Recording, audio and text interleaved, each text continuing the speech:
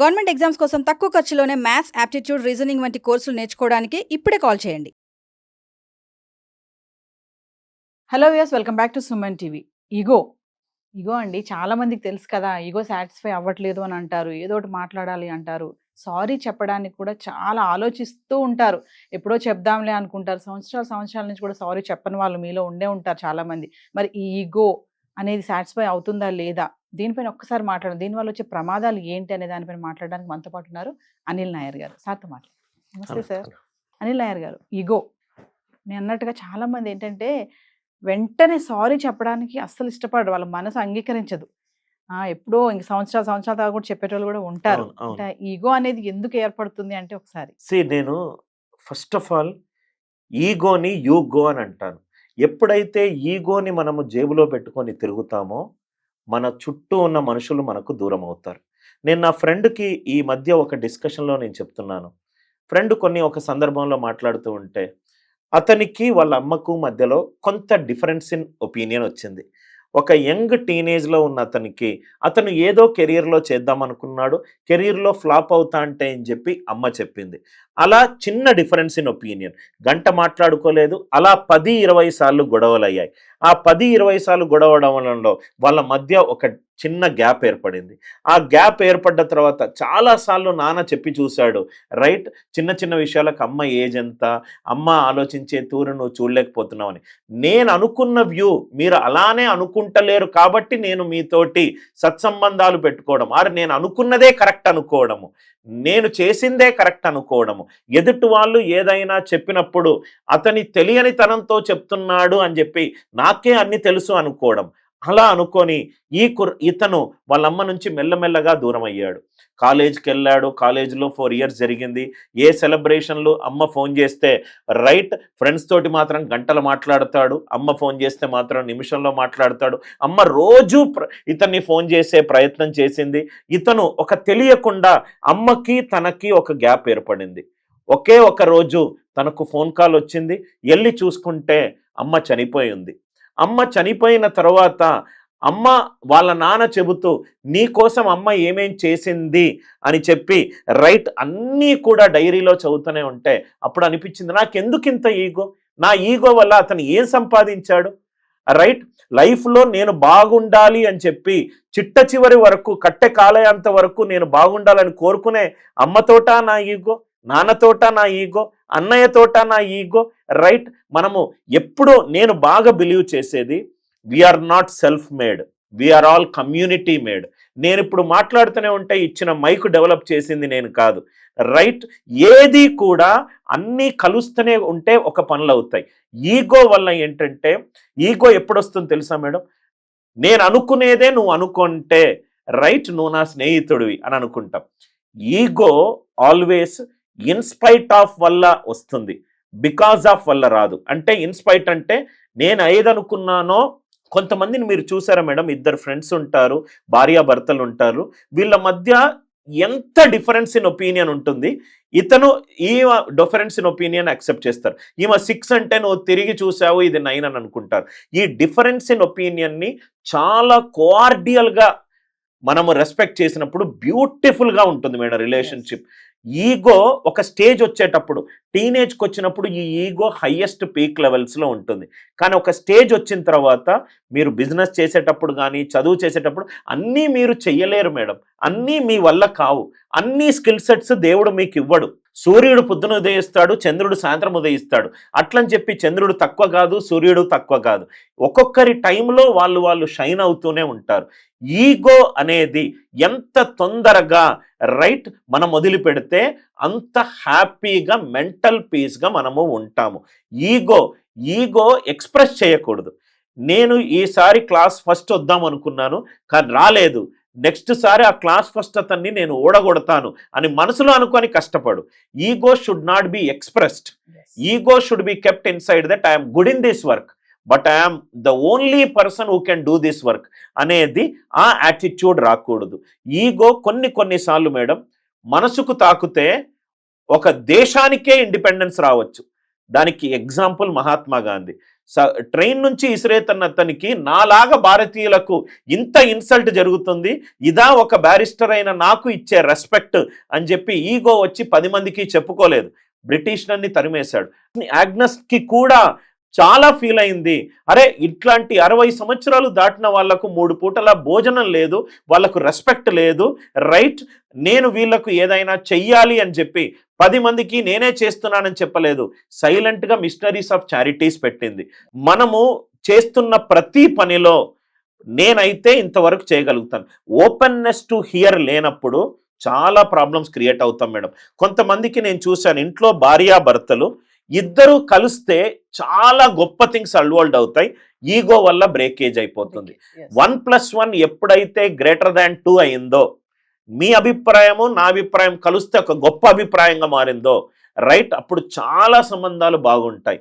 అంటే మీరు చెప్పిన అగ్రిమెంట్కి నేను డిజగ్రీ అవుతున్నా, నేను అనుకున్న దానికి మీరు డిజగ్రీ అవుతున్నాను, అయినా మిమ్మల్ని రెస్పెక్ట్ చేస్తాను అనేటప్పుడు ఈగో ఉండదు. ఆ ఈగోని మనం కొట్టేసి యూగోగా ముందుకెళ్తే, యూగో ముందుకు తీసుకొని వెళ్ళు, రైట్, అభిప్రాయాలను డిఫరెన్స్ని యాక్సెప్ట్ చేసుకుంటూ ముందుకెళ్తే మెంటల్ పీస్ బాగా దొరుకుతుంది. అంటే సార్ మీరు చెప్పినట్టు చూసుకుంటే ప్రెసెంట్ రిలేషన్షిప్స్ లో ఈ ఈగో వల్ల కూడా డెఫినెట్ గా మనీ వల్ల కానీ, నేనే సంపాదిస్తున్నాను అనే ఒక భర్త యొక్క యాటిట్యూడ్, ఇంటి పని అంతా నేనే చేస్తున్నాను అనే attitude, money, power, fame, position. And నేను ఎప్పుడూ బాగా బిలీవ్ చేసేది, ఫ్యామిలీలో లవ్ అంటే టైం స్పెండ్ చేయడం. టైం మీరు దేని మీద అయితే టైం స్పెండ్ చేస్తున్నారో ఆ పర్సన్ తోటి మీ రిలేషన్షిప్స్ పెరుగుతాయి. టైం స్పెండ్ చేయకపోతే రిలేషన్షిప్స్ డైల్యూట్ అవుతాయి. ఇంట్లో ఫ్యామిలీలో ఎంతో కాలం మనం ఏం చేస్తామంటే, ఒకప్పుడు అందరం కూర్చొని భోజనం చేసేవాళ్ళము, ఇప్పుడు అందరం కూర్చుంటున్నాం కానీ ప్రతి ఒక్కరి చేతిలో మొబైల్స్ ఉన్నాయి, ప్రతి ఒక్కరు వాళ్ళ పనులు చేసుకుంటున్నారు. వాళ్ళు ఏమనుకుంటున్నారంటే we are spending time with each other అంటున్నారు, but actually they are spending time with mobiles. Ego వల్ల నీకు గనక నష్టమైంది అనుకోండి, అంటే ఇప్పుడు కాలుతున్న ఒక బ్రిక్ను తీసుకొని ఇంకోటి మీద ఇసురుతున్నావు, వాడికి తాకుతుందో లేదో తెలియదు, ఆ బ్రిక్ కాలుతుంది, ఫస్ట్ నీ చెయ్యి కాలుతుంది. ఇది ఈగో వల్ల వచ్చేది. ఈగో వల్ల ఫస్ట్ నష్టపోయేది మీరు, దాని తర్వాత ఎదుటి వాళ్ళు.